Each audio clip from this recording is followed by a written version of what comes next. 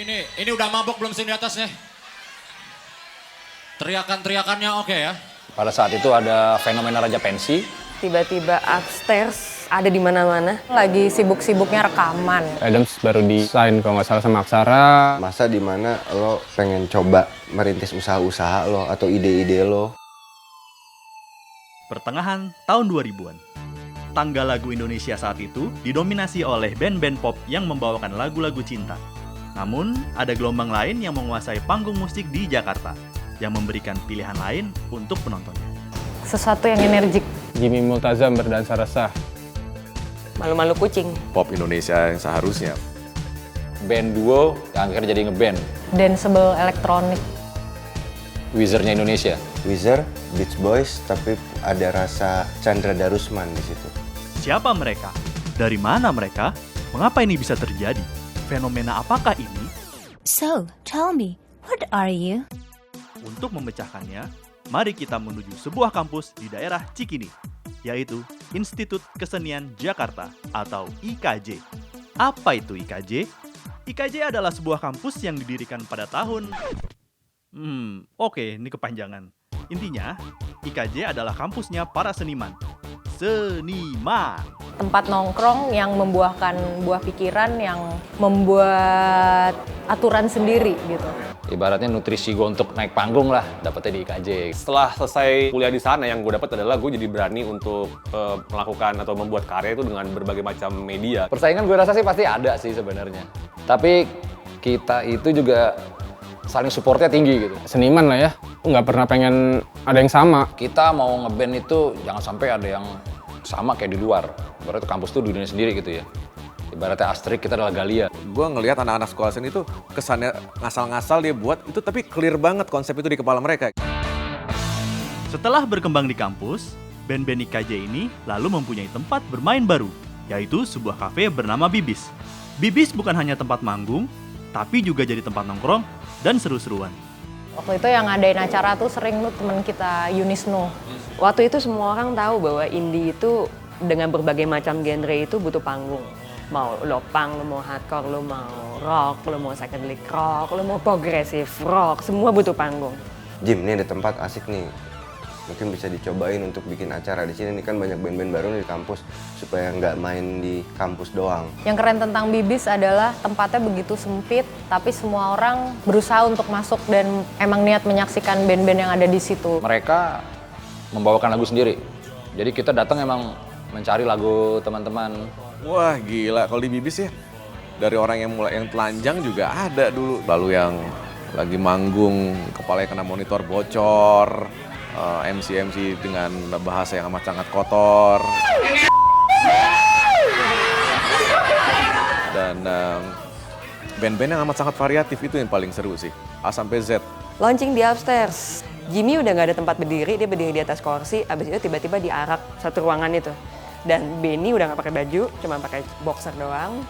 2 backing vokal pingsan, terus udah gitu sisanya tak terkendali. Tapi tetap konteksnya adalah entah gimana semua mau ngejagain sama-sama. Setelah kampus dan Bibis, band-band ini lalu berkesempatan untuk bermain di panggung-panggung yang lebih besar. Tentunya dengan penonton yang lebih beragam, dari panggung pensi hingga bermain di luar negeri.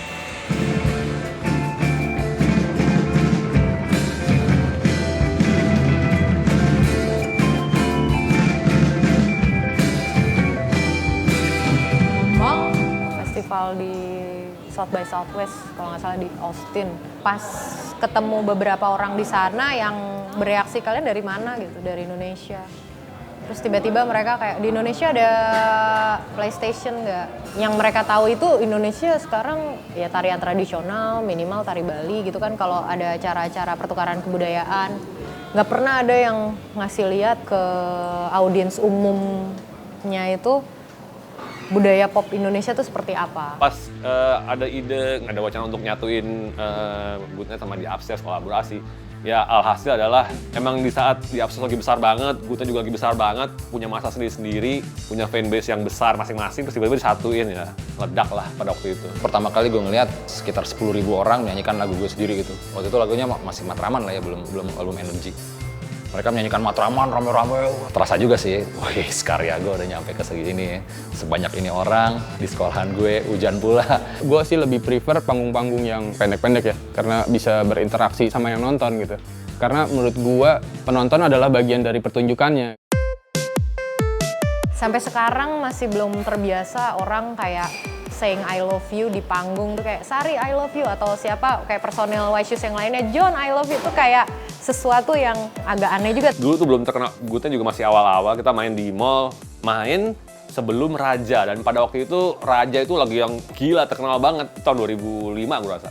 Itu di atrium berapa lantai, semua orang begini nonton, nungguin Raja, terus ada Good Night Electric di bawah gitu yang kita main jeduk, terus yang orang nggak ada yang tahu musiknya kayak apa, terus pakai bahasa Inggris, ini siapa, formatnya juga cuman format yang pakai keyboard sama komputer aja, jadi kayak kapan lagi lo satu panggung sama Raja walaupun nggak ketemu ya gitu, dan dicuekin sama segitu banyak orang di mall, itu pengalaman yang berharga sih menurut gue. Paling epicnya ya, gue lagi nyanyi, kalau gue ngeliat wajah-wajah mereka gitu, ngeliat gerak mereka, gue akan offbeat juga gitu. Ternyata mereka berdansa itu dia nggak mengikuti beat gitu, nggak mengikuti tempo gitu kan. Tempo kan ada di kick ya, dang gitu kan. Dia itu kan bunyi hi-hatnya cuma gitu kan. Itu yang diikutin sama dia, jadi gue bilang, ah ini ngikutin ini kayaknya gitu. Gue liatnya, ajeng. Jadi kalau gue lihat mereka, fatal.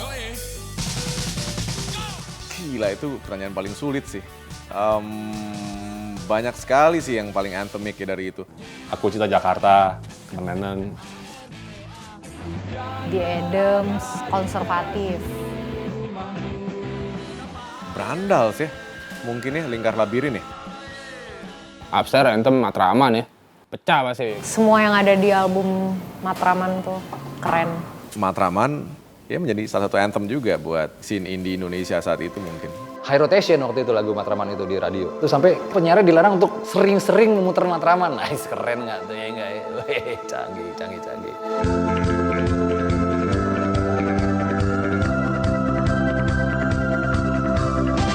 Lagu Matraman itu gue dapet spontan sebenarnya, secara ref ya. Jadi ada adik kelas gue namanya si Cocot ya waktu itu ya. Dia mutusin ceweknya dan dia, gue pengen balik lagi nih sama cewek gue. Gue so ide aja.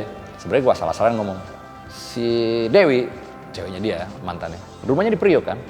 Tunggu di Matraman, lo bawa kembang. Udah lama gue udah lupa dengan cerita gue itu, tiba-tiba kita lagi nongkrong di depan tim, turun dari P17, das mukanya yang kusut gitu, bawa kembang. Dari mana lo? Tuh mana pernah nanya. Nungguin si Dewi di Priok gitu, terus dari, waktu itu bulan puasa. Dari jam 4 gue tungguin, maghrib, gue buka ngerokok-ngerokok, sampai jam 9 kakak nonong. Anjing lama banget, ketawa-tawa semua. Dan kata anak-anak, lu bego lo, dia kan lagi di Bandung, ngapain lu tunggu di situ? Nah, di situ gue langsung, gue celah dengan nyanyi sama dia. Aku di Matraman, kau di kota kembang. Di Matraman, kau di kota kembang. Demi trotoar dan debu berterbangan di jalanan. Itu hook banget sih, kayak mana ada orang demi trotoar dan debu gitu, yang ada demikian, terus demi Raisa, demi Isyana Saraswati, nggak ada demi debu bertebar.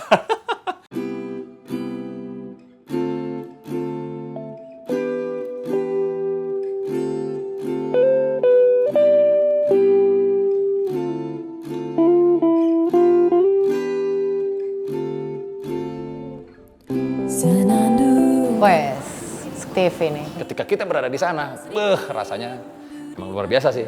Gokil ya di MTV ya, pada jam 5. Jadi memang ada punya teman, dia kerja di MTV. Kenapa nggak Indonesia nih alternatifnya yang diangkat nih? Ada yang gila mau ngelakuin, ada yang gila mau jadi media partner, ada yang gila mau manggung gitu. Gue setuju banget sih ya, ini suatu kebetulan menyenangkan ya. Band-band ini ada di saat momen yang tepat semua. Gila, apa yang dibutuhkan untuk tumbuh dengan pesat tuh ada semua saat itu. Jadi memang beruntung sekali. Memang sudah suratan takdir ya, suratan zaman kali ya. Kuasa Tuhan lah ya, akhirnya gitu.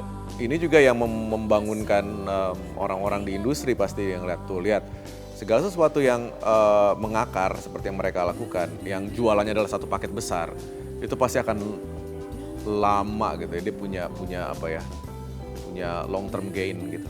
mungkin bukan standar artistik baru, tapi lebih tawaran artistik yang baru gitu.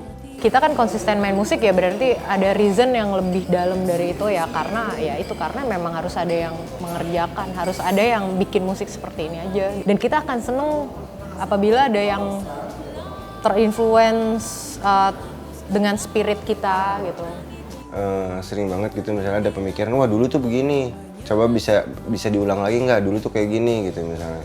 Kalau menurut gue mengulang itu nggak mungkin bisa dan juga ngapain, lebih baik menemukan yang baru.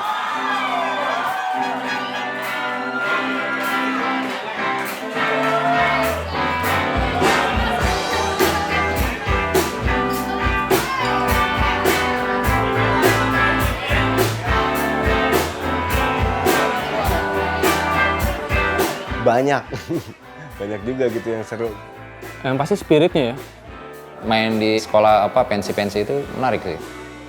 Serunya lu punya band terus lo dikenal gitu, kalau menurut gue salah satu faktornya adalah lu diundang ke tempat-tempat yang belum pernah lo datengin itu.